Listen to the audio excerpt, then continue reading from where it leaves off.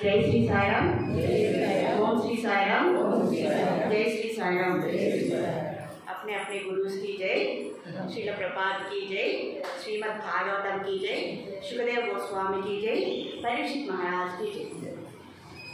नष्टप्रायेषु भद्रेषु नित्यं भागवत सेवया भगवते उत्तम श्लोके भक्तिर्भवति नैष्ठिकी। नमो पंकजनाभाय, नमो पंकजमालिने, नमो पंकजनेत्राय, नमस्ते पंकजांग्रे। हे कृष्णा करुणा सिंधु दीनबंधो जगत्पते, गोपेश गोपिका कांता राधा कांता नमोस्तुते। हरे कृष्णा। श्रील प्रभुपाद की जय, जय श्री साईराम, సాయి బాబా की जय। మనము నిత్యము భాగవతము మనము చర్చించుకుంటూ ఉన్నాము। భాగవతం మనం ఎందుకు చర్చించుకుంటున్నామనే కారణం కూడా మనం ప్రతిరోజు శృతిస్తున్నాము।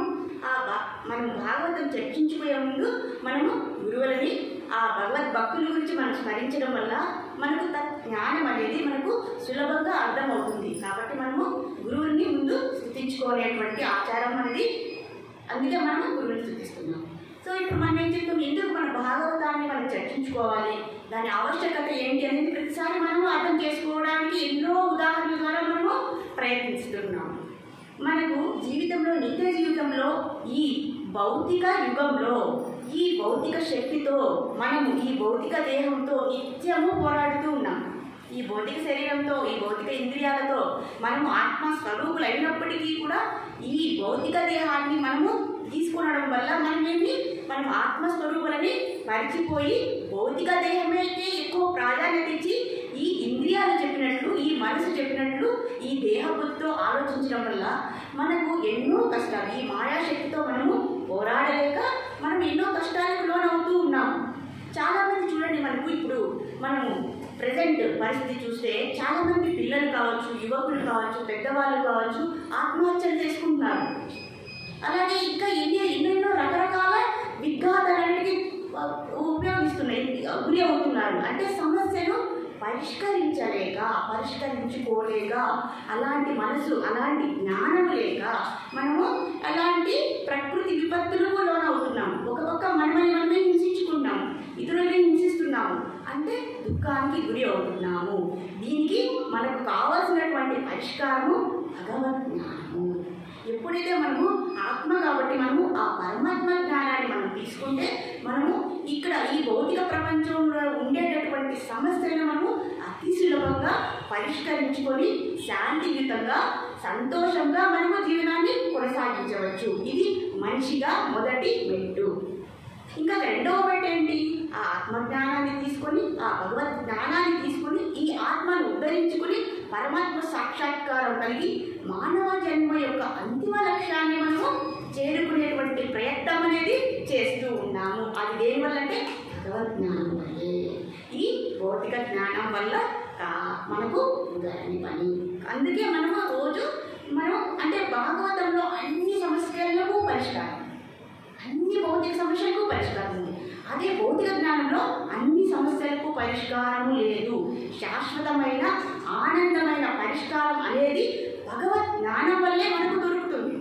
భగవద్ జ్ఞానం వల్ల మనము ఈ సమస్యను అతి సులువుగా, ఈ భవసాగరాన్ని, ఈ భవరోగాన్ని మనము అతి సులభంగా తగ్గించుకొని మనమంతా దేనికి ప్రయత్నిస్తున్నామండి, శాంతియుతంగా, సంతోషంగా జీవించడానికి ప్రయత్నిస్తున్నాం। ఇది మన ఆత్మ యొక్క స్వభావం। ప్రతి ఒక్కరూ సంతోషంగా ఉండాలని కోరుకుంటారు। అది మన ఆత్మ స్వభావం, దేహ స్వభావం కాదు। ఎందుకంటే మనం ఆత్మస్వరూపులు కాబట్టి ఆత్మజ్ఞానాన్ని మనము ఎలా, ఆత్మజ్ఞానం ద్వారా, పరమాత్మ జ్ఞానం ద్వారా ఆత్మ అనేది మనము పరమాత్మ యొక్క స్వరూపం కాబట్టి ఆ స్వరూపం యొక్క జ్ఞానాన్ని మనం అర్థం చేసుకుంటే ఇక్కడ ఉండేటటువంటి భౌతిక ప్రపంచంలోని సమస్యలన్నింటినీ అతి సులువుగా దాటేయచ్చు, అతి సులువుగా పరిష్కరించుకొని అతి సులువుగా ఈ భవసాగరాన్ని మనము దాటేయవచ్చు। అలాగే మానవ లక్ష్యమైనటువంటి, అంతిమ లక్ష్యమైనటువంటి భగవద్ భగవద్ధామాన్ని మనం చేరుకోవచ్చు, భగవత్ ప్రేమను మనం పొందవచ్చు. అది భక్తి యుక్త సేవ ద్వారానే. దానికి కావాల్సింది భగవద్ జ్ఞానం. అందుకే భగవద్గీత చెప్పేది 3 కర్మ జ్ఞాన భక్తి యోగ అనే 3 అతి ముఖ్యమైన విషయాన్ని మనకు భగవద్గీత చెప్పింది. ఇప్పుడు చూడండి, మనం ఒక బిస్కెట్ చూసాం, క్రీమ్ బిస్కెట్ అందరూ చూసింటారు. క్రీమ్ బిస్కెట్ అందరూ చూసారా? తిన్నారా మీరు చిన్నప్పుడైనా ఎప్పుడైనా? ఎలా ఉంటుంది? ఒక బిస్కెట్ ఉంటుంది, ఇంకొక బిస్కెట్ ఉంటుంది, మధ్యలో క్రీమ్ అనేది ఉంటుంది. చూడండి, మనం ఏం చేస్తాం? మొదట బిస్కెట్ని ఇలా ఓపెన్ చేసి ఆ క్రీమ్ని మనం ఆస్వాదిస్తాం. అంటే క్రీమ్ అనేది మనకి ఏమనిపిస్తుంది? అతి ముఖ్యమైన ఆ రుచికరమైన పదార్థం లేదా ముఖ్యమైన పదార్థం అనిపిస్తుంది. అలాగే జ్ఞాన కర్మయోగాలు 2 బిస్కెట్స్ అనుకుంటే మధ్యలో ఉండేది భక్తి యోగ. ఈ రెండింటి ద్వారా మనము భక్తి యోగాన్ని మనము ఆస్వాదించి మన సమస్యలకు పరిష్కారం చూపుకోవడమే. ఈ భగవద్గీత అయినా భాగవతమైన రామాయణమైన అన్ని గ్రంథాల్లో మనకు చెప్తున్నది ఏంటంటే సూత్రాలు, నియమాలు. ఆ సూత్రాలను పాటించడం వల్ల మనకు శాంతి పరిష్కారం అనేది దొరుకుతుంది తప్ప ఇంకా వేరే ఉద్దేశంతో భగవంతుడు మనకు ఇవ్వలేదు. ఈ జ్ఞానంతో మనము ఇప్పుడు భాగవతాన్ని మనము స్టార్ట్ చేద్దాము. మనం 6వ స్కందంలో వృత్తాసురుడి గురించి చెప్పుకున్నాము. ఇప్పుడు 8వ స్కందంలో అతి ముఖ్యమైనటువంటి గుణం, దైవైక గుణమైనటువంటి. ఇప్పుడు చూడండి, మనకి సమస్యలు వస్తే చాలామంది ఎందుకు ఆత్మహత్య చేసుకుంటున్నారు? ఎందుకు? ఇతరుల మీద యాసిడ్ వేస్తున్నారు, ఇతరులను హింసిస్తున్నారు, కొడుతున్నారు, చంపుతున్నారు. ఎందుకు? ఆ సమస్యను పరిష్కరించుకునేటటువంటి శక్తి లేక, ఆ సహనం అనేది లేదు. కాబట్టి ఈ అధ్యాయంలో ఇప్పుడు మనం చెప్పుకోయేటటువంటి టాపిక్ ఏంటంటే సహనము. ఆ సహనం అనేది ఎవరిలో ఉంది? ఆ సహనం అంటే ఏంటి? దాని నిర్వచనం ఏంటి? దాని ప్రాముఖ్యత ఏంటి? దాన్ని మనం ఎలా పెంపొందించుకోవాలి ఈ దైవైక గుణాన్ని అనేది మనము ఇక్కడ బలి మహారాజ్ ద్వారా మనము తెలుసుకోబోతున్నాము. బలి మహారాజ్కి ఇప్పుడు ఏమంటే ఇది 8వ స్కందంలో ఉంది. మనం మీరు భాగవతాన్ని మీరు చదివితే మనకి 8వ స్కందంలో మన బలి మహారాజు గురించి, మనం వామనదేవు గురించి మనము తెలుసుకోవచ్చు. సో ఈ సహనాన్ని మనం అర్థం చేసుకోవడానికి మనకు భగవంతుడు ఒక లీలని ఇక్కడ మనకి ఇచ్చారు, అదే బలి మహారాజు. సో ఎప్పుడైతే ఇప్పుడు చూడండి మనం చెప్పుకుంటున్నాము, దక్ష ప్రజాపతికి 6 కుమార్తెలు, వారిలో మంచి ఉత్తమ కుమార్తె అయినటువంటి అదితిని కశ్యపుడికి ఇచ్చి వివాహం చేస్తారు. వాళ్లకు 12 మంది ఆదిత్యులు జన్మిస్తారు. ఆ తర్వాత కశ్యపుడు రాక్షస వంశానికి చెందినటువంటి దితిని కూడా వివాహం ఆడుతారు.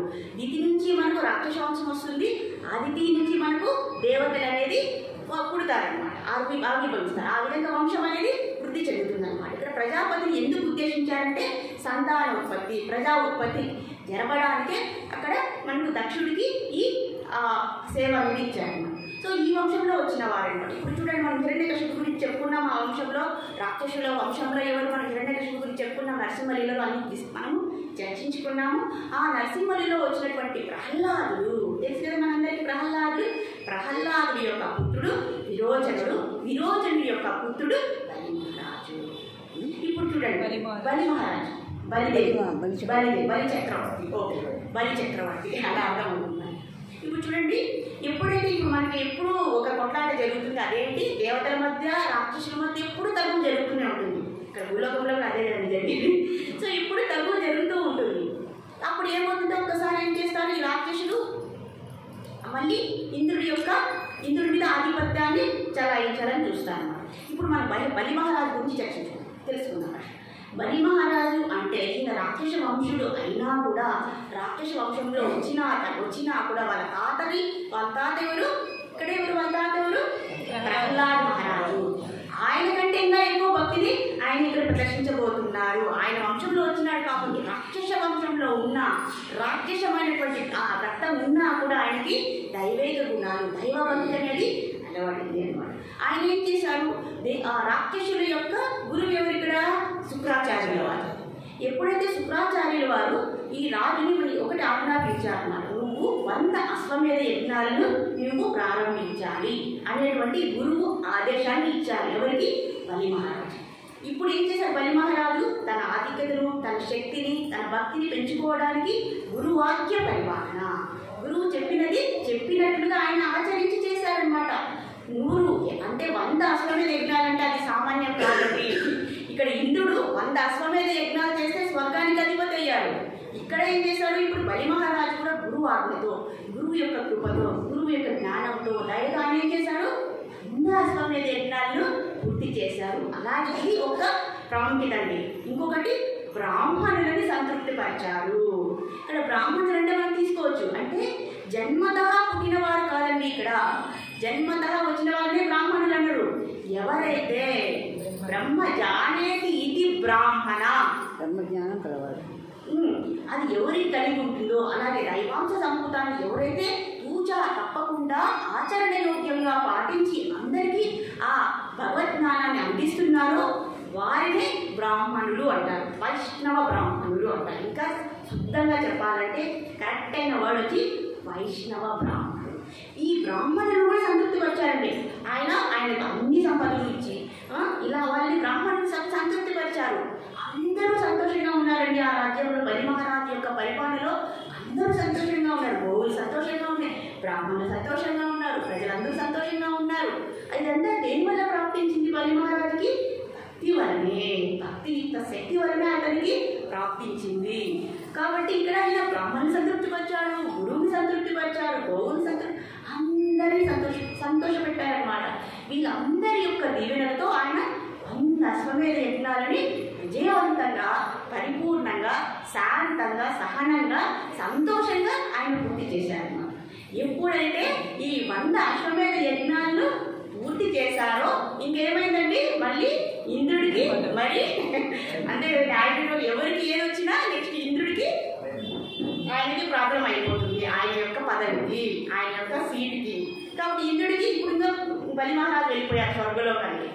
ఓ ఇంద్ర, నువ్వు నాతో యుద్ధం చేసి ఆయన్ని పక్కకు పంపించేశారు. ఇప్పుడు స్వర్గాధిపతి ఎవరు? బలి మహారాజు అయిపోయారు అనమాట. ఇంద్రుడిని పక్కకు పెట్టేశారు. ఇంద్రుడిని మిగతా దేవతలందరినీ పక్కకు పెట్టేశారు అనమాట. సో ఈ విధంగా ఇంద్రాధిపతి స్వర్గాధిపతి అయిపోయారనమాట బలి మహారాజు. ఇప్పుడు ఇంద్రుడు, ఆయన యొక్క సహచరులు, దేవతలందరూ కలిసి అదితి మాత దగ్గరికి వెళ్ళారనమాట. అదితి మాత దగ్గరికి వెళ్ళి, తల్లి మాత చూడు, మా ఉబ్బరము, మాకు ఇప్పుడు రాజ్యభ్రష్టులం అయిపోయాము, మేము అశక్తులు అయిపోయాము, మాకు సంపద లేదు, రాజ్యం లేదు, అర్హత లేదు, పరపతి లేదు, అన్నీ కోల్పోయాము, ఇంకా మీరే మమ్మల్ని రక్షించాలి అని వాళ్ళ తల్లి అయినటువంటి అదితి దగ్గరికి వెళ్ళి మొరపెట్టుకున్నారనమాట. మీకు అర్థమవుతుంది కదండి? ఫాస్ట్గా చెప్తున్నాను, భాష అర్థమవుతుందా? అర్థమవుతుంది. Okay okay. సో తెలుగే కదండి అది. ఎందుకంటే నేను అంత ఇంగ్లీష్లో చదివినాను, దాన్ని తెలుగులో మీకు చక్కగా ఉచ్చరిస్తున్నానా లేదా అనేది నా సందేహం. మీ మీద నా సందేహం లేదు. మీకు మంచి స్కాలర్స్, మంచి జ్ఞానం కలవారు, శుద్ధభక్తులు. సో అలా జరిగిందమ్మా. అప్పుడు అదితి మాత్రం ఎప్పుడైనా సరే బిడ్డలు బాధపడే తల్లికి ఏమనిపిస్తుంది? చాలా బాధ అనిపిస్తుంది. రాక్షస వంశంలో కూడా అంతండి. రాక్షసులైనా సరే వాళ్ళ తల్లి వాళ్ళకి కావాల్సినటువంటి కోరికల కోసం తల్లి బాధపడుతుంది. ఇక్కడ అదితి మాత ఏమీ ఆలోచించలేదు, నా బిడ్డకి ఇంత బాధ వచ్చిందా అని వెంటనే తన భర్త అయినటువంటి ప్రజాపతి అయినటువంటి కశ్యపుణ్ణి ఆయన దగ్గరికి వెళ్ళింది అనమాట. కశ్యప ప్రజాపతి, స్వామి, ఓ ప్రభు, ఇలా మన బిడ్డలు రాజ్యభ్రష్టులు అయ్యారు, వాళ్ళకి ఏ దిక్కు లేదు, వాళ్ళు అధములైపోయారు, మీరే కాపాడాలి అని చెప్పారు. కశ్యప ప్రజాపతి అంటే సామాన్యమైన వారు కాదండి ఆయన, అందుకే ఆయన ప్రజాపతి అన్నారు. ప్రజాపతుల లిస్టులో ఆయన ఉన్నారనమాట. ఇంత గొప్ప, ఆయన మంచి గొప్ప భక్తులు, సాధువు అనమాట. తపస్వి, చెప్పాలంటే మంచి తపస్వి, లోక కళ్యాణార్థం ఆవిర్భవించినటువంటి మహానుభావులలో ఆయన కూడా ఒక్కరు. ఎప్పుడైతే ఈ వార్తలు కశ్యపుడికి ఆమె తెలిపిందో అప్పుడు కశ్యప ప్రజాపతి ఇలా చెప్పారనమాట, సరే నీ బాధ పోగొట్టడానికి ఒక వ్రతం, దాన్ని పయోవ్రతం. ఏమంటారు? మీరు ఉచ్చరించినప్పుడు అది పుణ్యం అండి, మనం చేయకపోయినా పర్వాలేదు, ఆ వ్రతం విని ఉచ్చరిస్తే చాలండి, మనకు ఆ భాగ్యం దక్కుతుంది. చూడండి ఎంత ఈజీ చేసేసారో మనకి. కాబట్టి పయోవ్రతాన్ని ఆచరించమని తన భర్త, చూడండి అదితి మాతకి ఆయన భర్తే కాదండి, గురువు కూడా, మంచి గురువు కూడా అనమాట. కాబట్టి ఆమె భర్త వాక్య పరిపాలనే కాదు, గురువాక్య పరిపాలన అనేటువంటి భావనతో భర్త ఏం చెప్పాడో దాన్ని యథావిధిగా, ఏది కాంప్రమైజ్ అవ్వకుండా. అంటే ఈ పయోవ్రతం అంటే ఏం చేస్తా, 12 రోజులు చేయాలండి. 12 రోజులు అతి భక్తి శ్రద్ధలతో తెల్లవారుజామునే స్నానం ఆచరించి అన్ని మడితో అన్ని ఆచారాలతో ఏం చేయాలి, స్వామిని, దేవాది దేవుణ్ణి అర్చించాలి, పూజించాలి, సమస్త రకమైనటువంటి ప్రసాదాలను అర్పించాలి, బ్రాహ్మణులను, సాధువులను అందరినీ ఇంటికి పిలిచాలి. అందరికీ ప్రసాదం ఇవ్వాలి. తెల్లవారి స్వామికి నైవేద్యం సమర్పించిన తర్వాత ఆ మహాప్రసాదాన్ని అందరికీ ఇవ్వాలి. కానీ ఆమె తినకూడదు. ఆమె తినకూడదు. ఇలా ఎన్నో రకాలైనటువంటి ప్రసాదాలను తయారు చేసింది. అన్ని రకాల పూజలు ఏమీ తినకుండా ఒక్క రోజుకి ఒక్కసారి పాలు మాత్రమే తాగాలి. ఒక్కసారి మాత్రమే. అలాగే నేల మీద పడుకోవాలి. అలాగే వస్త్రధారణ కూడా నార వస్త్రధారణ, అంటే ఆడంబరమైనటువంటి దుస్తులు లేకుండా మనకు అప్పుడు వ్రతానికి సరిపోయేటటువంటి దుస్తులను ధరించాలి. అలాగే అన్నిటికంటే ముఖ్యమైనది చిత్తశుద్ధి, మనసులో భగవంతుని యొక్క ఆరాధన, ఇది ముఖ్యమండి. మనం చూడండి, ఏకాదశిలో ఏం చేస్తాం మనం ఈరోజు ఫాస్టింగ్ ఉన్నాము, ఈరోజు మనము ఫాస్టింగ్ అంటే ఏమంటే ఉపవాసం ఉన్నాము, ఈరోజు శివరాత్రి, మనం రాత్రంతా మేలుకుందాము, సినిమా పాటలు చూద్దాము, ఇంకొకటి చూద్దాం, ఫోన్ చూద్దాం అనుకుంటాం. అది కాదండి దాని అర్థం. దాని అంతర్భావంకి మన మనసుని భగవంతుని మీద కేంద్రీకరించి నామ స్మరణ, కీర్తన, ధ్యాన, నృత్య ఇలాంటి భక్తి కార్యక్రమాలతో ఆ రోజంతా మనసుని భగవంతుని మీద కేంద్రీకరించాలి. ఇలా 12 రోజులు చేయాలండి, ఒక్క రోజు కాదు. ప్రతి ఒక్కరిని ఆహ్వానించాలి, ఇంటికి పిలిచి వాళ్ళందరినీ కూడా ఆమె సంతుష్టపరచాలి. బ్రాహ్మణులు, సాధువులను, భక్తులు అందరినీ పిలిచింది, అందరికీ నైవేద్యం పెట్టింది, అందరి దగ్గర ఆమె దీవెనలు తీసుకునేది. ఇలా 12 రోజులు నిర్విరామంగా అతి భక్తి శ్రద్ధలతో ఈ పయోవ్రతాన్ని ఆచరించి నేల మీద పడుకునేది. నిత్యము 3 గంటలకు లేచి ఆమె ఇంకా కార్యక్రమాలు ఆమె ప్రారంభించిందనమాట. ఇలా చేస్తూ వచ్చింది. ఒకవైపు కశ్యప ప్రజాపతి కూడా అండి, ఇక్కడ చూడండి, భార్యాభర్తలు ఇద్దరు కలిసి చేయాలి వ్రతాన్ని, అప్పుడు దానికి సత్ఫలితం అనేది ఉంటుంది. భార్యాభర్త ఇద్దరు కలిసి చేయాలండి. ఒక పక్క కశ్యప ప్రజాపతి ఆయన తపస్సు చేస్తున్నారు, ఆయన ఇంటికి దూరంగా వెళ్ళి తపస్సు చేస్తున్నారు, భగవంతుడి మీద ధ్యానం పెట్టేశారనమాట, భక్తి యోగాలకు వెళ్ళిపోయారు. ఒక పక్క ఇక్కడ అదితి చాలా భక్తి శ్రద్ధలతో వ్రతాన్ని పూర్తి చేసిందనమాట. ఆ వ్రత నియమాలను ఇష్టంగా పాటించి, ఇది ఎలా చేయాలండి, కష్టంగా చేయకూడదండి, బాధపడతా కష్టంగా బాధతో అశాంతితో చేయకూడదు, సంతోషంగా చేయాలి. అప్పుడు ఆ వ్రతం యొక్క ఫలితము దేవుడు. వాళ్ళ మనసులో ఏమనుకున్నారు తెలుసా అంటే సంకల్పం, ఇప్పుడు ఏమనుకుంటారు వాళ్ళ సంకల్పము, మాకు దేవాది దేవుడైన నారాయణుడే మాకు సంతానంగా రావాలని సంకల్పించుకున్నారండి. లోపల ఇద్దరు కశ్యపుడు అలాగే అదితి మాత ఇద్దరు కలిసి ఆ సంకల్పంతో వాళ్ళు వ్రతాన్ని దిగ్విజయంగా పూర్తి చేశారు. ఆ వ్రతం అయిపోతూనే ఏం చేశారు, ఏం జరిగింది, స్వయంగా నారాయణుడే ఆమె గర్భంలోనికి ప్రవేశించి ఆమె గర్భవతి అయిందనమాట. కొన్ని రోజులకు ఇక్కడ ఎవరు పుట్టారు, ఇక్కడ ఎవరు ఆవిర్భవించారు, వామనదేవుకి కేశవగ్రీత వామన శరీర జయ జగదీశ హరే, జయ జగదీశ హరే. మళ్ళీ చెప్పండి, కేశవగ్రీత వామన రూప జయ జగదీశ హరే, జయ జగదీశ హరే. వామనదేవ్ వచ్చేసారనమాట ఆమె సంతానంగా. ఎలా వచ్చారని పుడుతుంది, చిన్న బాబుగా పుట్టారా, లేదండి, వస్తున్న ఆయన ఎలా వచ్చారు, ఒక పిల్లాడిలాగా బయటకు వచ్చేసాడు, అంత పిల్లాడిగా బయటకు వచ్చేసాడు అనమాట వస్తువుని. సో అలా గురించి ఆ తల్లిదండ్రులు ఇద్దరినీ కూడా ఆయన ఏం చేశారు, చాలా సంతోషపెట్టారండి. ఇప్పుడు కశ్యపుడు అలాగే అదితి మాత ఎంతో సంతోషించారనమాట. ఎంతో సంతోషించి ఆ దేవుడికి ఇలా సంకల్పించుకున్నారు, స్వామి మా పిల్లలు ఇలా రాజభక్షులు అయ్యారు, మేము అంతకన్నా ముందుగా ప్రయత్నం చేశారనమాట. ఓ దేవాది దేవ, మీరు మమ్మల్ని మాకు పుత్రుడిగా లభించారు, మీకు ఎన్ని జన్మల పుణ్యం ఇది, మా వ్రతం ఫలించింది, మీరు కరుణించారని ఎంతో విధంగా స్తుతి చేశారనమాట. అప్పుడు భగవంతుడు సంతోషించి, అలాగే మీకు చెప్పినటువంటి మీరు ఏదైతే మీ కోరిక మనసులో ఉందో దానికి మించింది నేను చేస్తానని స్వామి మాటించారనమాట వాళ్ళ తల్లికి. ఇప్పుడు కొడుకు ఎవరైంటారు, అదితి మాతకి ఎవరి పుత్రుడు, దేవాది దేవుడే వచ్చేసారనమాట, వామన దేవుడుగా. వామన అంటేమి మరి ఉజ్వలి, వామన అంటేమి అంటే తెలిసిన పొట్టివాడు దాంట్లో, అందుకే వామన అని వచ్చింది. సో మహావిష్ణువు అన్ని అవతారాలు ఒక అవతారంగా వామన అవతారాన్ని తీసుకున్నారు, ఒక లీల చేయబోతున్నారు అన్నమాట. ఇప్పుడు ఇక్కడ మొదటి కారణం ఏంటి, ఎందుకు వచ్చారు వామనదేవు, ఎందుకు వచ్చారు, ఆ లీల యొక్క పరమార్థం ఏంటి. ఇక్కడ అదితి మాతకు అదితి కశ్యపులకు సంతానంగా వచ్చారు, ఇదొక లక్ష్యం, ఇదొక కారణము భగవంతుడు ఆవిర్భవించారు. రెండవ కారణం ఏంటి, దేవేంద్రుడికి రాజ్యము తిరిగి ఇచ్చేయాలి, దేవతలందరికీ స్వర్గలోకం ఇచ్చేయాలి. ఇంకా మూడవది ఏంటి, ఎవరు చెప్తారు, బలి మహారాజును ఉద్ధరించడానికి. ఇప్పుడు చూడండి, రాజ్యాన్ని తిరిగిస్తాను కాపాడుతామని మాట ఇచ్చాడంటే ఇంకొక పక్క దాని అర్థం ఏంటి? బలి మహారాజుని ఏం చేయాలనుకున్నారు? దింపే బలి మహారాజు నుంచి స్వర్గలోకాన్ని లాక్కునేయాలని మన తెలుగులో చెప్పుకోవాలి. స్వచ్ఛమైన తెలుగులో బలి మహారాజు నుంచి లాక్కోవడం. ఇది సరైన ఆలోచన మరి. ఎందుకంటే ఇప్పుడు చూడండి, వంద అశ్వమేధ యజ్ఞాలు అనేది ఎవరి సంకల్పము? అది దేవాది దేవుడి యొక్క సంకల్పం, అంతే కదా. 100 అశ్వమేధ యజ్ఞాలు చేస్తే ఇంద్రుడికి ఇచ్చారు. అదే 100 అశ్వమేధ యజ్ఞాలు చేస్తే బలి మహారాజు నుంచి రాజ్యం లాక్కుంటారా? ఇదేమి న్యాయం? ఇదేమి ధర్మం? ధర్మం సాక్షాత్తు భగవత్ ప్రణీతం అన్నారు. ధర్మమే నీవైనా నీవే ధర్మము. మరి ఇది ఎక్కడి ధర్మము? చెప్పండి. ఇది ఎక్కడి ధర్మము? భగవంతుడు ఈ పని చేస్తున్నారు చూడండి. అవునా కదా? బలి మహారాజు అంటేనే మనకి ఏమనిపడుతుంది? అయ్యో దయాగుణాలు, త్యాగగుణమా, అతనికి మించిన వారు ఏమీ లేరు. కానీ దేవాది దేవుడు ఉన్నాడే, వచ్చి అన్యాయంగా బలి మహారాజు నుంచి స్వర్గలోకాన్ని లాక్కునేశారు. అంటే ఈయన ఎప్పుడు కూడా దేవతలనే ఉన్నారు. రాక్షసులలో కూడా మంచివారు ఉన్నారు. కానీ ప్రహ్లాదు ఉన్నాడు, ఇక్కడ బలి మహారాజు ఉన్నారు. వీళ్ళకి ఏం న్యాయం చేశారు భగవంతుడు? ఏం న్యాయం చేశారో ఇప్పుడు మనకు తెలియబోతుంది అనమాట. బాగా సస్పెన్స్ అనమాట ఇది. సో అలా బలి మహారాజును ఉద్ధరించడానికి వచ్చారనమాట. ఆయన్ని కాపాడండి. ఎలా కాపాడారు అనేది వీళ్ళ యొక్క పరమార్థం అనమాట.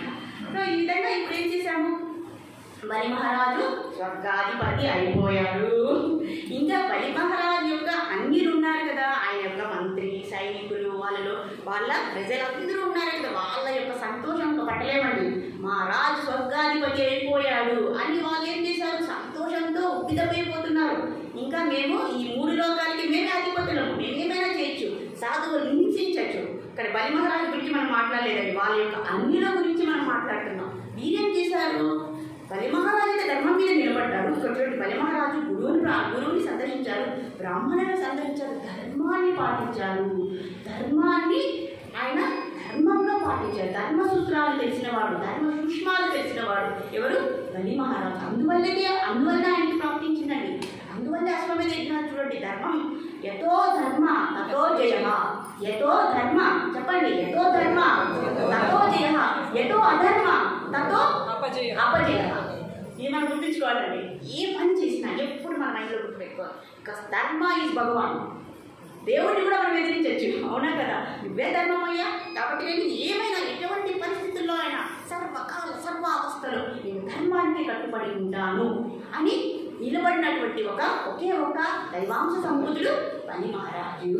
ఇదే అనమాట ఆయన. కాబట్టి ధర్మసూత్రాలని, ధర్మాన్ని ఆయన పరిరక్షించి నిలబడ్డాడు. కాబట్టి ఆయనకు ఇంత శక్తి, సంపద, అధికారము, కీర్తి అన్నీ వచ్చాయండి. ఇవన్నీ మనం గుర్తుంచుకోవాలి. ఇవి కూడా మనం పాటిస్తే మనం కూడా స్వర్గానికి అధిపతులు అయిపోవచ్చు, అవునా కదా? మనం కూడా 100 అశ్వమేధ యజ్ఞాలు చేసేయచ్చండి. ఆ సంకల్పం ఉన్నా చాలండి, 100 అశ్వమేధ యజ్ఞాలు అనేది. సో ఇలా ఆయనకు శక్తి ఇందువల్ల వచ్చింది. బ్రాహ్మణ సంస్కృతి ఇవన్నీ చేశారు. ఇప్పుడు బలి మహారాజు స్వర్గానికి వెళ్ళిన తర్వాత ఈ అనుచరులందరూ ఇంకా అందరూ సాధువులు హింసించారు. వాళ్ళంతా వచ్చేసిందంటే ఎప్పుడైతే మనకు పదవి వచ్చిందంటే ఏం చేస్తామండి మనము? ఇంకా చూడండి, మన సంతోషం తర్వాత నెక్స్ట్ ఏమొస్తుంది? గర్వం వస్తుంది, అహంకారం వస్తుంది, అధికారం వస్తుంది. మనం ఏమి చేసినా అడిగేవాళ్ళు. ఈ దేవతలందరూ శక్తి వెళ్ళింది. ఇంకా మనం చూపిద్దాం మన విశ్వరూపమని.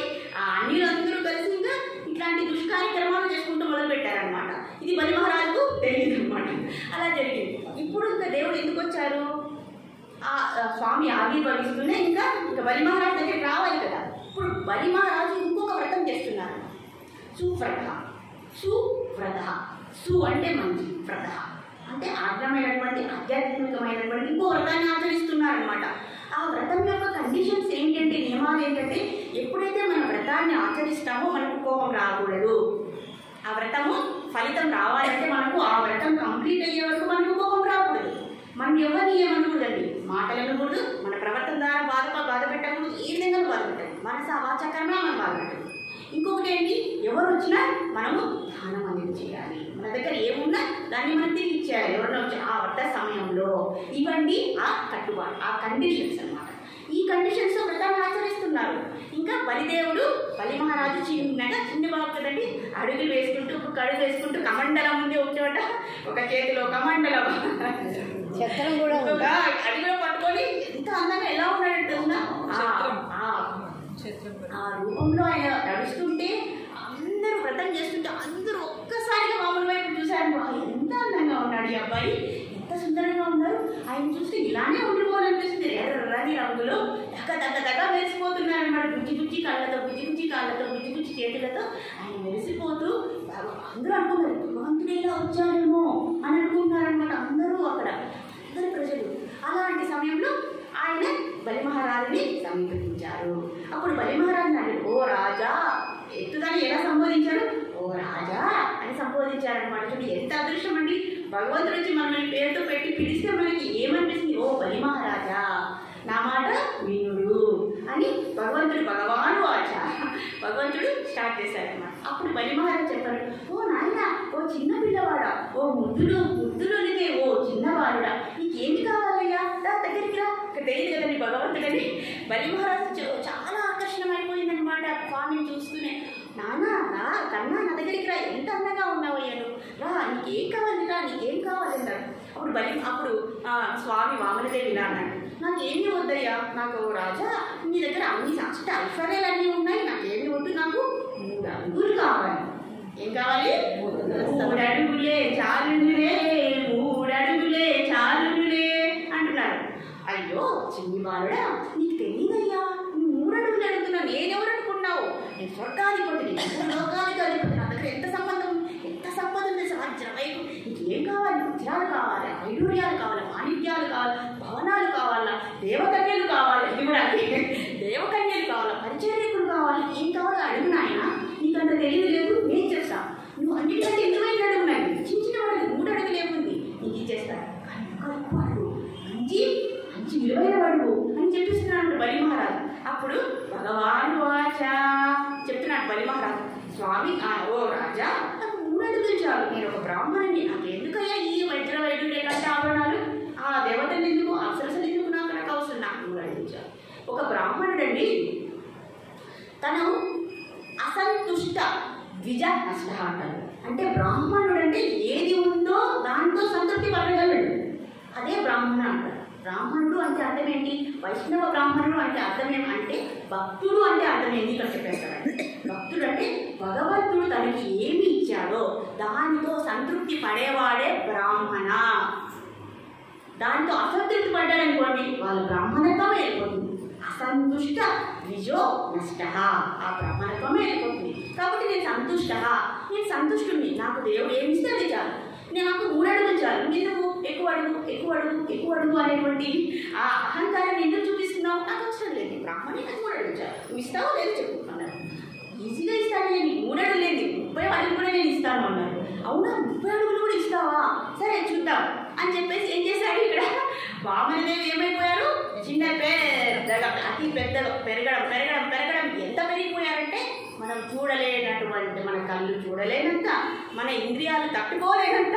అంతే కదండి, భగవద్గీత యొక్క అవతారం అనేది బయట వస్తే అనంతమైన శక్తి ఎలా ఉంటుంది, మనం ఆ శక్తిని చూడలేము, దర్శించలేము, మన ఇంద్రియాలకు అంత శక్తి లేదు.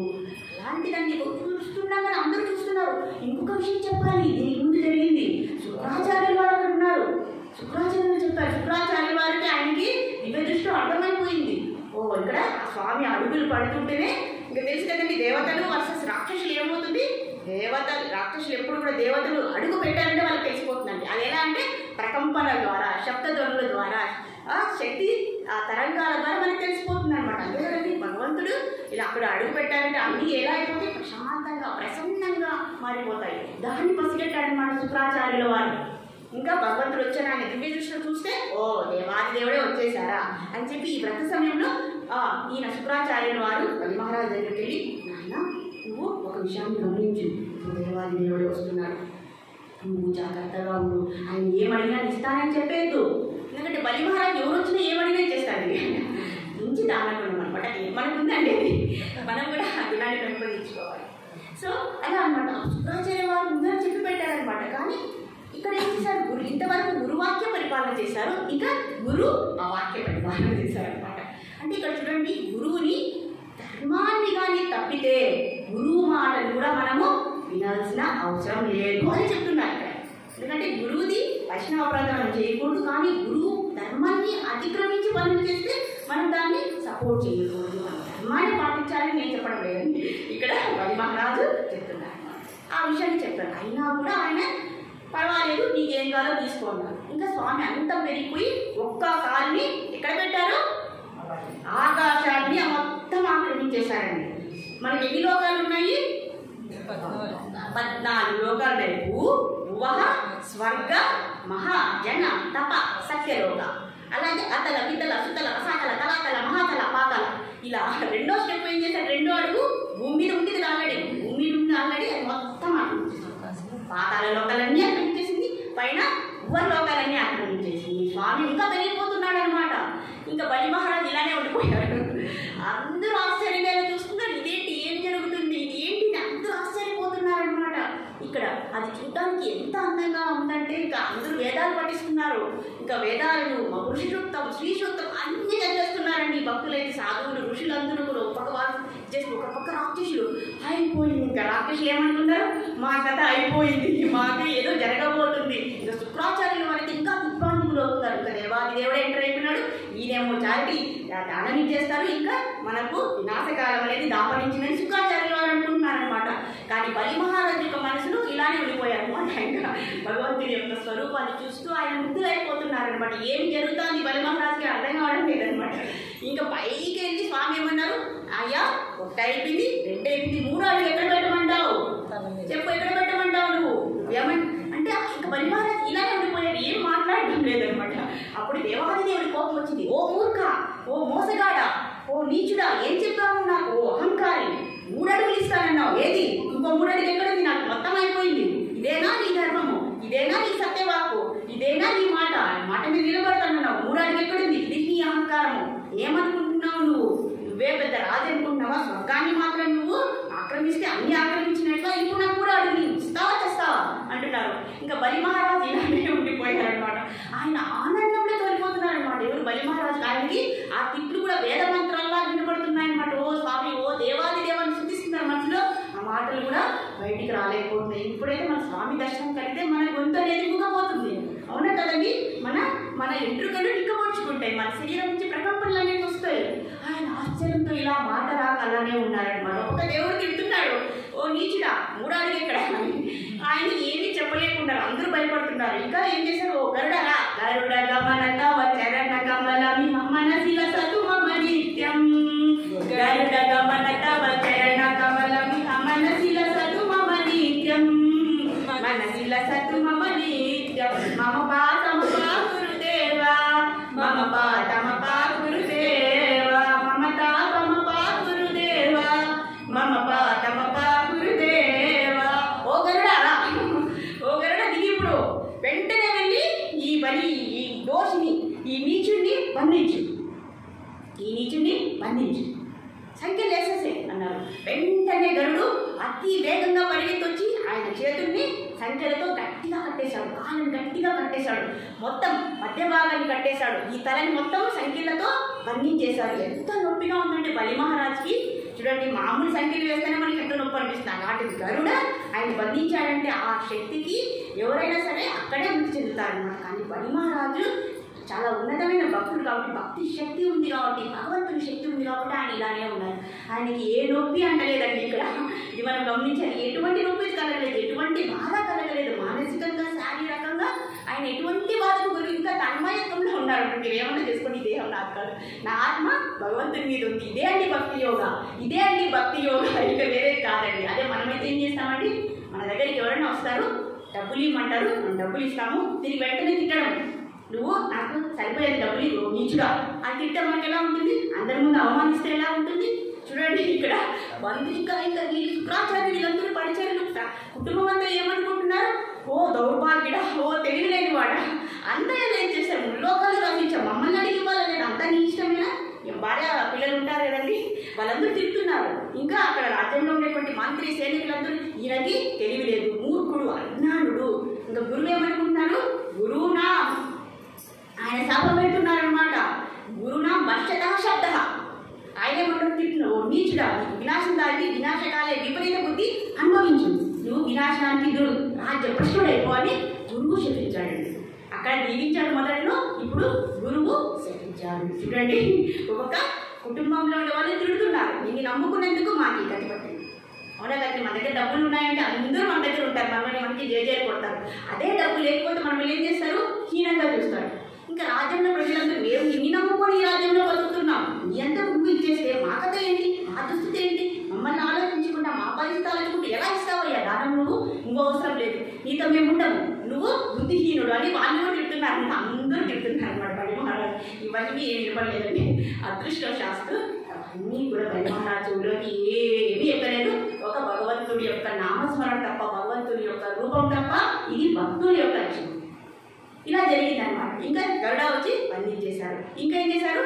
3వ స్టెప్ ఎక్కడ లేదు, 3వ అడుగు ఇక్కడ లేదు. ఇప్పుడు మళ్ళీ అది గద్దించారనమాట దేవాదేవుడు. ఓ మూర్ఖ, నేను అడుగుతున్నాను, నువ్వు సమాధానం కూడా ఇవ్వడం లేదు, ఏమనుకుంటున్నావు? నేను ఇంకా నిన్ను శిక్షిస్తానేమన్నారు.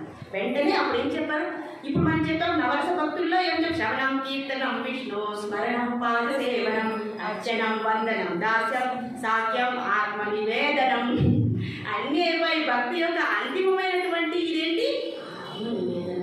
ఈ శరీరము, ఈ ఆత్మ, ఈ బుద్ధి, ఈ మనసు, ఈ ఇంద్రియాలు, ఈ కోరికలు, ఈ భౌతికమైన అన్నీ కూడా నీకు సమర్పిస్తున్నానయ్యా. నా దగ్గర ఇవి తప్ప ఏమీ లేవు. ఇంకా నా దగ్గర ఇదే అన్ని శరణాగతి, ఇదే అన్ని శరణాగతి. ఇంకెవరైతే ఏం ఆలోచిస్తారండి? ఏమయ్యా నువ్వు దేవుడా, నువ్వు నా దగ్గరికి దానం అడిగావు, వచ్చేటప్పుడు చిన్న పిల్లవాడిలా ఉన్నావు, చిన్న అడుగులతో వచ్చావు, ఇప్పుడేమి నువ్వు అమాంతము పెరిగిపోయావు, ఇప్పుడు పెద్ద అడుగులు కావాలన్నావు. ఇది మోసం. అలాగే నీకు నేను దానం ఇచ్చాను. దానం ఇస్తే మనకు ఎవరికైనా సరే డబ్బులు ఇచ్చే ముందు మనం ఏమనుకుంటామంటే కృష్ణార్పణం అంటాం. కానీ మనం ఏమనుకుంటాం? నాకు మంచి జరగాలి, నన్ను గొప్పవాడిగా అనుకోవాలి, ఇలా అనుకుంటాం కదండి. లేదంటే ఇంకొకటి ఏదో ఆశించే వాళ్ళకి మనం సహాయం చేస్తాం. కానీ అదే వ్యక్తి మనల్ని అవమానిస్తే, గౌరవిస్తే, సంపద అంతా నా ఆస్తి అంతా రాసి చేశాను ఈరోజు. నేను రాసివ్వనండి, మీరు అనుకోదని నన్ను అడగండి. నా ఆస్తి అంతా నేను ఇప్పుడు అమ్మగారి పేరు మీద రాసేసాను. అప్పుడు ఏమైంది? అమ్మగారు మేము ఇద్దరు వదిలేండి, వేరే వాళ్ళు తీసుకున్నాం, ఆస్తి అంతా ఇచ్చేసామన్నమాట. వాళ్ళు ఏం చేశారు? ఆ దానం తీసుకొని సంతుష్టపడకుండా తిరిగి తిట్టడం ప్రారంభించారు, అవమానించడం ప్రారంభించారు. బంధువుల నుంచి దూరం అయిపోయారు, ఫ్రెండ్స్ నుంచి దూరం అయిపోయారు, గురువు నుంచి దూరం అయిపోయారు, మొత్తం ప్రశ్నలు అయిపోయారు. ఇప్పుడు ఆ పరిస్థితి ఎలా ఉంటుందండి? మనమైతే ఏం చేస్తాం? ఎప్పుడు కూడా అండి మనం ప్రతి సూత్రాన్ని మన జీవితంలోకి అన్వయించుకోవాలి. అదే అండి శ్రవణం యొక్క పరమార్థము. ప్రతి లీల అనేది ఒక సూత్రము, ఒక నియమము. అది ఎక్కడో జరగడం లేదు, అది బలి మహారాజు వామనదేవ మధ్య జరిగింది కాదు. అది మన కోసమే ఆ నియమాన్ని, ఆ భావాన్ని, ఆ సమస్యని మన కోసం సృష్టించారు వాళ్ళు. దాన్ని మనం అర్థం చేసుకోవాలి. మనం ఈ పరిస్థితుల్లో ఉన్నప్పుడు మన మొత్తం సంపదని, మొత్తం అధికారాన్ని, మన పదవిని, మన స్నేహితుల్ని, బంధువులని, మన కుటుంబాన్ని అన్నీ తీసుకొని మనం అవమానించి మనల్ని నిందలు వేసి ఇలా చేస్తే మనం ఊరుకుంటామా? ఇప్పుడు మీరు నిజాయితీగా చెప్పాలండి, నిజాయితీగా చెప్పాలండి, మనం ఊరుకోము. కానీ ఇక్కడ బలి మహారాజు ఎంతో ఆనందంగా ఉన్నారు. ఆయనకి జరిగినటువంటి నష్టాన్ని గురించి ఆయన ఆలోచించలేదు, దేవుడి గురించి ఆలోచించారు. ఇప్పుడు ఒక విషయం చెప్తానండి. ఇప్పుడు ఒక సంపూర్ణ సత్యాన్ని నేను చెప్తాను. ఈ దేహం ఎవరిచ్చారు? ప్రకృతి ఎవరిది? సో ఈ దేహం అనేది భగవంతుడు, ఈ శక్తి అనేది భగవంతుడు, ఈ ఆత్మ అనేది భగవంతుడి, ఈ ఇంద్రియాలన్నీ భగవంతుడు, అన్నీ కూడా భగవంతుడే. కానీ మనం ఈ ఆస్తులన్నీ కూడా ఎవరికి? భగవంతుడే. కానీ మనం ఏమనుకుంటాం? ఈ ఆస్తులు నావి, నేనేదో నీకు ఇస్తున్నానయ్యా, నేనేదో నీకు ప్రసాదం చేసి ఇస్తున్నాను, నా సంపద, నా కష్టం, నా శక్తి, నా సేవ అని మనం భగవంతుడికి ఇస్తున్నామా లేదా? ఇది ఎవరిదండి? మనము దేవుడి యొక్క ఆస్తిని తీసుకొని, ఆయన శక్తిని తీసుకొని, ఆయన శరీరాన్ని తీసుకొని, ఆయన ఆత్మని తీసుకొని నాది అని చెప్పి మళ్ళీ ఏమంటున్నాం? ఆయనది ఇది మాది అంటున్నాము, ఇది నీకు ఇస్తున్నాం అనేటువంటి మళ్ళీ ఉదాహరణ ఒకటి మనకు అవునా కదండి, ఇలా భావిస్తున్నాం మనం జనరల్గా. కానీ ఇది మంది కాదండి. ఒకసారి కృష్ణుడు వెన్న తింటున్నాడంట. పక్కన వాడు వచ్చి, ఒక అజ్ఞానుడు వచ్చి, ఏమయ్యా వెన్న నీ ఇంట్లో తినచ్చు కదా, పక్కింట్లో ఎందుకు తింటున్నావు నువ్వు అంటే, నీకు దొంగతనం చేస్తేనా, నీకు దొంగతనం చేసి వెన్న తింటేనా నీకు ఆనందము? ఇది తప్పు కదా. దొంగతనం చేసేవాడిని ఏమంటారు? దొంగ అంటారు. ఈ దొంగ, నువ్వు దేవుడు అంటారు, దేవాది దేవుడు అంటారు, నువ్వు దొంగ, చూస్తే నువ్వు దొంగవి కదా అంటే ఏమంటే అర్థం. అప్పుడు కృష్ణుడు ఇలా ఆన్సర్ ఇచ్చారంట, నేనా దొంగ, మీరు దొంగలు, మీ నాన్న దొంగ, మీ తాత దొంగ, మీ ముత్తాతలు దొంగలు, నాస్తి ఇదంతా సర్వ విశ్వం, సర్వ సృష్టి నాది, నాది మీరు తీసుకోండి, మీదని మళ్ళీ నన్ను దొంగతనం చేసినారంటారా? మీరే దొంగలు అంటారనమాట. ఇప్పుడు ఎవరండి కదా? ఇక్కడ భగవంతుడే డైరెక్ట్గా వచ్చి నాది కావాలి అంటే మనం ఎలా ఉండాలి? ఏమన్నారండి? అలా అనుకుంటున్నామండి. కాబట్టి ఈ భౌతికం అనేది మనం దేహబుద్ధితో ఆలోచిస్తే, ఇది మన మాయతో మనం ఆలోచిస్తే ఇదంతా కూడా అశాశ్వతం. ఇప్పుడు చూడండి, బలి మహారాజుకి దుఃఖం అనేది వచ్చింది, కష్టం అనేది వచ్చింది. కష్టాలను మనం ఎలా ఆలోచించాలి, ఎలా దాన్ని శాంతియుతంగా పరిష్కరించాలంటే దానికి కావాల్సింది సహనము, వేచి ఉండాలి. ఇక్కడ బలి మహారాజు ఏం చేశాడు? ఎదురుగా దేవుడు ఉన్నాడు, దేవుడు ఇచ్చిందే నా దగ్గర ఉంది, ఆయనే తీసుకుంటాడు. ఇంకా తప్పే ఉంది? ఇలా భగవద్ జ్ఞానం లేకపోతే మనం ఎలా ఆలోచిస్తాము? దేవుడిని తప్పుగా ఆలోచిస్తాము. ఈ జ్ఞానం మనకు ఉండాలి. ఇది అంటే మనం అర్థం చేసుకోవాల్సింది. కాబట్టి బలి మహారాజు ఎలా ఆలోచిస్తున్నారు, మిగతా వాళ్ళందరూ ఎలా ఆలోచిస్తున్నారు? ఈ దేవుడు చాలా చెడ్డవాడు, మోసగాడు, మోసం చేస్తున్నాడు, ఈయనకి హృదయం లేదు. ఎంత కఠిన పైగా చూడండి, చారిటీ ఇస్తాను అన్ని లోకాలు ఇచ్చేసినాడు, ఆయన పర్వతం ఇచ్చేసినాడు, ఆయన పేరు ఇచ్చేసినాడు, తిరిగి ఆయన ఏం చేసినాడు? ప్రతిఫలంగా ఆయన్ని బంధించేసినాడు. ఇప్పుడు చూడండి, మనం మొత్తం సంపాదించేస్తాము, కనీసం మనం నెక్స్ట్ సంపాదించుకోవడానికైనా మనకు ఉండాలి కదండి, కదా? అది కూడా లేకుండా చేసేసాడు, ఆయన మొత్తం బంధించేశారు. అవునా కదా? సో ఇలా చేశారనమాట. కాబట్టి ఈ పరిస్థితిలో ఏం చేయాలి మనము? ఇప్పుడు బలి మహారాజు ఏ నిర్ణయం తీసుకుంటారు? ఇవంతా లేదండి, ఇదంతా నీదే, సర్వం నీదే, నువ్వు నా స్నేహితుడివి, నువ్వు నా సంక్షేమం కోరేవాడివి, నువ్వు ధర్మప్రియుడివి, కాబట్టి నేను ఎలా అయినా సరే ఎవరేమనుకున్నా, అందరూ నన్ను దూషించినా, అందరూ నన్ను నిందించినా, నేను ధర్మం మీద నిలబడతాను, న్యాయం మీద నిలబడతాను, సత్యం మీద నిలబడతాను, మాట మీద నిలబడతాను. ఎందుకంటే నా ఎదురుగా భగవంతుడు సాక్షాత్ ధర్మస్వరూపంగా ఉన్నారు, ఆయనకు తెలుసు, ఆయన తెలిసే చేస్తున్నాడు. కాబట్టి నన్ను శౌలి పవిత్రం అది మనం చెప్తాం చూడండి, ప్రహ్లాదుడు కూడా చెప్పాడు అనమాట, మారోబి ఆ రాకోబి జో ఇచ్చా తుమ్హారా నిత్యదాసు. తండ్రి, నువ్వు నన్ను చంపుతావో, నీ దగ్గర తీసుకుంటావో, మళ్ళీ రాజ్యం ఇస్తావో, రాజ్య భ్రష్టుని చేస్తావో, అవమానిస్తావో, బహుమానం ఇస్తావో, అంతా నీ ఇష్టమయ్యా అని ప్రహ్లాదుడు చెప్పాడు. ఇక్కడ రూపగోస్వామి ఇది రాశారనమాట. గౌడిపతితో మతవైకం అంచనంతో నిత్యం తదాసి బహుమానం అపమానం వైకుంఠవాస గ్రహం అథవా నరకే నివాసం ఆ వాసుదేవ లస్తి గతి కదన్య అన్నారనమాట. ఏ ఘటన నాకు ప్రాప్తింపు చేయాలంటే సర్వము నీగా, నేను నువ్వే, కాబట్టి నువ్వు ఏమన్నా చెయ్యి అని బలి మహారాజు ఆలోచిస్తున్నారు. ఇంకా ఇంకొక అడుగు వచ్చి నా నెత్తి మీద పెట్టయ్యా అని స్వామికి అర్పించేశారన్నమాట. ఇంకా బ్రహ్మదేవుడు దిగి వచ్చేసాడండి.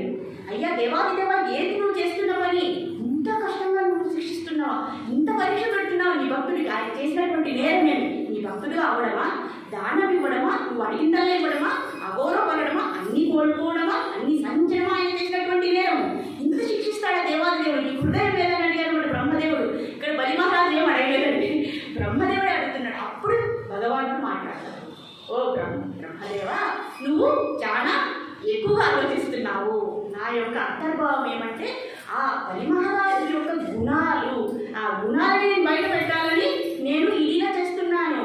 ఆయన యొక్క కీర్తి తరతరాలుగా వ్యాపించేట్టుగా నేను ప్రయత్నం చేస్తున్నాను. చూడండి, బలి మహారాజు ఇవ్వకపోతే భగవంతుడికి ఆయన కీర్తి వ్యాపిస్తుందండి. ఇప్పుడు కూడా మనం మాట్లాడుకుంటాము బలి మహారాజు గురించి. బలి మహారాజు అంటే దాని అనే పేరు వచ్చింది, ఆ గుణాన్ని బయటపెట్టడానికి. అలాగే అతి కష్టాన్ని కూడా సహనంగా పఠించాడు. ఆ సహనం యొక్క దైవాంశ గుణాన్ని బయటపెట్టడానికి, బలి మహారాజు యొక్క గుణాన్ని బయటపెట్టడానికి భగవంతుడు ఇలా చేస్తున్నారు. ఇప్పుడు అడిగారనమాట, సరే ఆయన అన్ని సర్వం కోల్పోయాడు, ఆయన యొక్క పరిస్థితి ఏంటి? అందరూ అసమే యజ్ఞాలు చేస్తే నువ్వేదో చెప్పావు అంటే ఖచ్చితంగా. ఇక్కడ ఎందుకు స్వామి ఇలా చేశారంటే ఇది అండి మెయిన్ ఎసెన్స్. ఎందుకు ఇలా చేశారంటే, ఎప్పుడైతే స్వర్గలోకాన్ని అధిరోహించారో ఆయన ధర్మం మీద ఉన్నారు, కానీ ఆయన అనుచరులు అధర్మం మీద అధర్మ పాలన చేస్తున్నారు. లోకాలను మూడు లోకాలకి అధిపతి అయితే ఆయన యొక్క అనుచరులు అధర్మం అనేది పాటిస్తే ఏమవుతుంది? మూడు లోకాలు ధర్మం అనేది అధర్మం అయిపోతుంది. దాన్ని కాపాడడానికి భగవంతుడు వచ్చారు. అయ్యా, నువ్వు ధర్మం మీద ఉన్నావు, కానీ నీ పరిచారకులు ధర్మం మీద లేరు. వాళ్ళు విష్ణువు, అదే నువ్వు నీ పరిచర్లు ధర్మాన్ని పాటిస్తే అప్పుడు నీకు బాగుంటుంది, ఆ లోకాలన్నింటికీ కూడా ధర్మం అనేది నిలబడుతుంది. కాబట్టి నేను ఇప్పుడు నీ రాజ్యాన్ని తిరిగి తీసుకుంటున్నాను.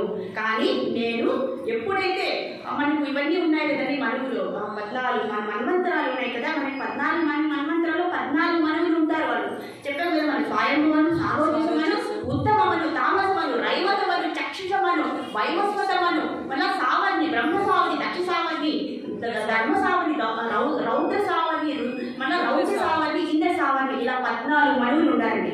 ఇప్పుడు మనము 7వ మనువులో వైవస్వత మనువు పీరియడ్లో ఉన్నాము. నెక్స్ట్ ఎవరు వస్తారండి మనకి ఇంద్రుడిగా? బలి మహారాజ్. బలి మహారాజ్ ఇప్పుడు నెక్స్ట్ మనకి ఆయన మనకు మనువుగా ఆయన వస్తున్నారు. ఆ వరాన్ని ఎవరిచ్చారు ఇప్పుడు ఇక్కడ? దేవాది దేవుడైనటువంటి వామన లక్షణం చూడండి, దేనికైనా సిద్ధపడుతున్నాడు. ఇదాన్ని నేను చూపించాలనుకో ఈ లోకాన్ని, ఇదాన్ని నేను చూపించుకోవాల్సింది బలి మహారాజు యొక్క గుణాలు నేను బయట పెట్టాలి. ఆయన నేను ఇచ్చేటువంటి వరం ఏంటి, నెక్స్ట్ వచ్చే మన్వంతరంలో ఆయన్ని మనము 8వ వనుగా నేను పెట్టబోతున్నాను. అప్పుడు ఆ 8వ వనులో ఉన్నప్పుడు ఆయన దేవతల వైపు ఉంటాడు, ఇప్పుడు రాక్షసుల వైపు ఉన్నాడు, అప్పుడు ఆయన దేవతల వైపు ఉంటారు. ఆయన కింద పరిచర్యలు అందరూ కూడా దేవతలుగానే ఉంటారు. అందుకు నేను ఇలా చేశాను. ఎందుకంటే ఎప్పుడైతే ఆ స్వర్గాధిపతి 3 లోకాలకు అధిపతి ఉంటారో నా కింద ఆయన పని చేస్తారు. కాబట్టి ధర్మాన్ని మేము రక్షించుకోవచ్చు అనేటువంటి ఉద్దేశంతో చేశాను.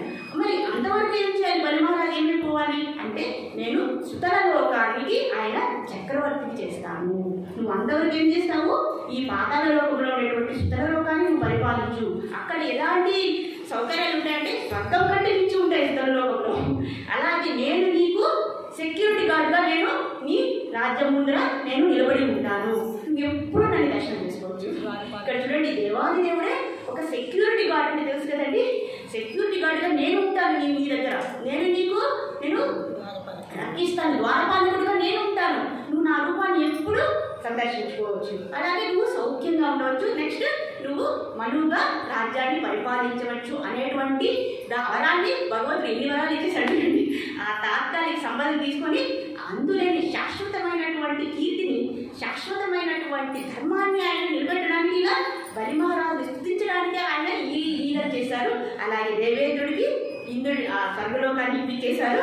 అది తాత్కాలికము, అది భౌతికము, కానీ ఇది ఆధ్యాత్మికం. ఈ విధంగా చూడండి, భగవంతుడు ఎప్పుడు కూడా ఆయన గొప్పవాళ్ళు అనుకోండి, తన భక్తులు గొప్పవాళ్ళు అని అనుకుంటారు. అవునా కదండి. రామాయణంలో చూసారండి, రాముడి కంటే హనుమంతుడిని ఎందుకు ఇది చేస్తారు, దేవుడికి అంత కంపాషన్ అండి, అంత దయ అనమాట. నాకు అవసరం లేదు, భక్తులు గొప్పగా ఉండాలి. ఒకసారి ఆయన స్వామి ఊరేగింపు జరిగింది. రామానుజాచార్యులు పల్లకిని మోస్తున్నారనమాట. ఎప్పుడైతే రామానుజాచార్యులు పల్లకిని మోస్తుంటే దేవాది దేవుడు చెప్పాడు, ఈ రామానుజాచార్యుని ఫస్ట్ పక్కకు మోయండి, నాకు డిస్టర్బెన్స్గా ఉంది, ఆయన ఇంటికి పోమండి, మిగతా వాళ్ళు పల్లకి మోయండి అన్నారనమాట. ఎప్పుడైతే అలా అన్నారు రామానుజాచార్యులు చాలా బాధ చేసింది. దేవాది దేవుడు ఇలా చెప్పాడంటే నేను పాపగ్రస్తులని బాధపడుకొని ఇంటికి వెళ్ళిపోయాడు. ఎప్పుడైతే ఆ ఇంటికి వెళ్ళిపోయారో ఆ పల్లకిని మిగతా వాళ్ళు మోస్తున్నారనమాట. అప్పుడు దేవాది దేవుడు చెప్పి, ఇప్పుడు రామానుజాచార్యుల గురించి స్థుతించండి, ఇంతవరకు నన్ను స్థుతించారు, ఇప్పుడు మీరు నా భక్తుడైనటువంటి రామానుజాచార్యుల గురించి మీరు కీర్తించండి, పాటలు పాడి మీరు హాయిగా వింటా నేను ఊరేగుతాను అని చెప్తుంది దేవుడి యొక్క గొప్పతనము. కాబట్టి ఈ విధంగా మనము సహనాన్ని మనం ఇప్పుడు చూడండి, బలి మహారాజు యొక్క దైవాంశ సంబోధనము సహనము.